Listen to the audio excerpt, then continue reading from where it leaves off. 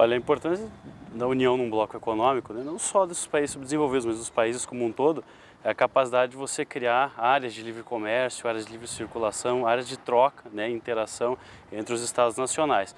No caso de países subdesenvolvidos, como aconteceu aqui na América do Sul, com a criação do Mercosul, que vem lá desde 1991 e vem se desenvolvendo desde então, é justamente para, né, você buscar o fortalecimento do ponto de vista político e, sobretudo, econômico desses países, né? Quando você cria perspectivas de livre comércio entre os países, você consegue fazer com que a circulação dos bens produzidos num país cheguem a outro país com um preço, né, com assim, uma relação competitiva, ao mesmo tempo em que esses países, quando se relacionam com terceiros, né, produzem taxas também alfandegárias comuns, de modo a não existir uma competição, vamos dizer assim, né, predatória entre os próprios países, e também, né, desenvolvimento em outras áreas, como a própria livre circulação de indivíduos, né, o desenvolvimento de tecnologia. Você tem, por exemplo, aqui no caso do Mercosul, a criação hoje em dia da UNILA, que fica aqui no Brasil, mas que é uma universidade que busca a integração entre os países, né, e logicamente que isso daí se amplia à medida em que o Mercosul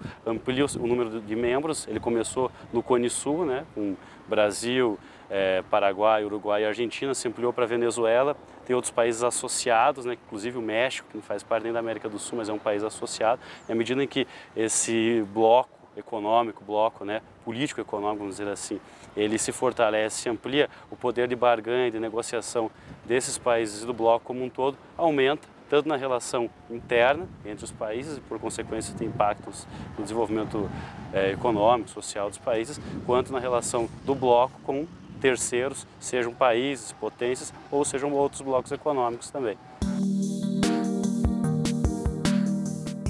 A relação do Brasil, acho que a gente pode configurar como de protagonista, né? Então o Brasil, ele é um país que tem uma economia, quando comparada às demais economias aqui da América Latina, principalmente da América do Sul, uma economia pujante. Então ele tem um protagonismo não apenas no Mercosul, mas na América Latina como um todo, né? E até obteve, né, teve lampejos e ainda tem, pode-se dizer, de protagonismo no que concerne aos países em desenvolvimento. Lembrando que o Brasil é o único país do Mercosul que faz parte dos BRICS, né? Então é uma economia em desenvolvimento, uma economia muito maior em relação aos demais países, então ele tem esse protagonismo nas suas ações.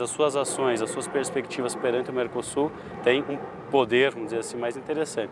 O Brasil é muito importante, assim como para os demais países, por conta da criação dessa livre circulação enfim, dessa interação, dessa livre circulação de mercadorias. Para te dar um exemplo, 80% da produção automotiva do Brasil foi comercializada para a Argentina, ao passo que 50% da produção da Argentina foi comercializada para o Brasil. Então isso ilustra a importância do ponto de vista econômico, né, da existência de acordos desse tipo. Então, e não só nesse sentido, né? Como eu falei anteriormente, na própria busca por relações com outros atores, a gente tem agora a tentativa do Mercosul, né? A busca do Mercosul, principalmente da parte do Mercosul, mas da criação de um livre mercado, se não, né, assim, aos moldes, como ocorre internamente, mas a busca de relações de livre mercado com a União Europeia, por exemplo, e isso fica muito mais fortalecido, perspectivas dessas ficam muito mais fortalecidas quando se atua em bloco, logicamente, do que se fossem relações unilaterais. Então o Mercosul para o Brasil é bastante importante, assim como é importante para os demais países, e o Brasil tem esse protagonismo, né, por conta do tamanho que o país possui, por conta da pujança da sua economia em relação aos demais. O que se passa no Brasil, na verdade, né, ele pode mais comprometer relações com demais estados nacionais, porque se trata, né, de uma perspectiva que é defendida por muitos, vamos entrar no mérito aqui, de um rompimento constitucional, né, na ascensão do governo que agora está lá.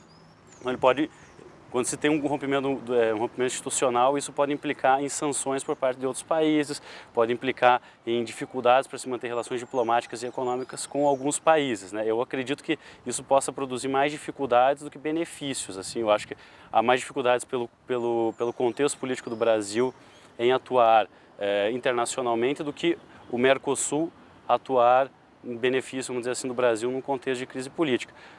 O que acontece também com o Mercosul, já que você tocou nesse ponto, ao meu ver, é que muitas das relações políticas, as inconstâncias políticas que nós observamos dentro dos Estados nacionais que compõem o bloco, acabam sendo transpostas para o bloco. Então você tem mudanças de governo, mudanças de tendências ideológicas, isso gera conflitos internos, como nós estamos vendo agora.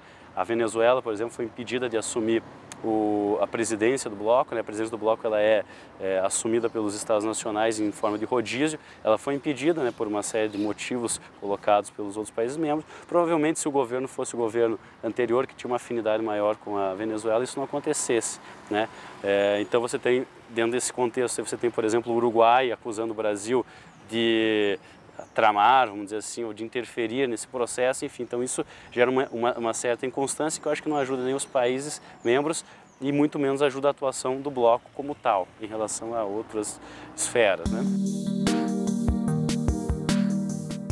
Existe uma tentativa de criação, por exemplo, existem vários acordos do Mercosul ou dos países do Mercosul com demais países, né? A própria ideia de países associados serve para isso. Eles não são membros, mas eles atuam em determinadas áreas. Eles possuem determinadas, vamos dizer assim, parcerias com o Mercosul ou têm alguns pressupostos iguais aos dos países membros entre eles nessas relações bilaterais entre os países. O que a gente vê agora de destaque é a tentativa de uma criação de uma relação de livre comércio com a União Europeia. A União Europeia que também passa por um processo de crise, né? Você teve a saída do Reino Unido, mas tem essa tentativa que, segundo o atual ministro das Relações Exteriores, deve acontecer em 2 anos. Tá? Então, inclusive, no último encontro aí das Nações Unidas, houve uma reunião entre os ministros de Relações Exteriores dos países membros do Mercosul, menos da Venezuela, não participou, e houve uma construção de um documento, né, no sentido de dar andamento para essa relação com a União Europeia. Os Estados Unidos sempre buscou a criação de relações de livre comércio aqui na América Latina. Logicamente, ele tem uma postura imperialista, tem interesses na América Latina, né, a criação de áreas de livre comércio, como foi proposta a ALCA, que aliás foi, né, alvo de uma, assim, vamos dizer assim, uma defesa, né, dos Estados nacionais contra a ideia da ALCA, muito grande, né, quem viveu aquele momento se lembra, por conta de que um tipo de união assim de livre comércio, principalmente com os Estados Unidos, seria prejudicial aos países membros e, né, seria benéfico aos Estados Unidos, aumentando essa perspectiva de domínio, tá, dos Estados Unidos em relação aos países. Você ter a criação de um bloco econômico tal qual o Mercosul, para finalizar, eu acredito que significa, de certa maneira, propiciar uma independência desses países, sobretudo em relação a essas grandes potências, né? Tanto no que concerne a negociações de caráter econômico, mas também de caráter político como um todo.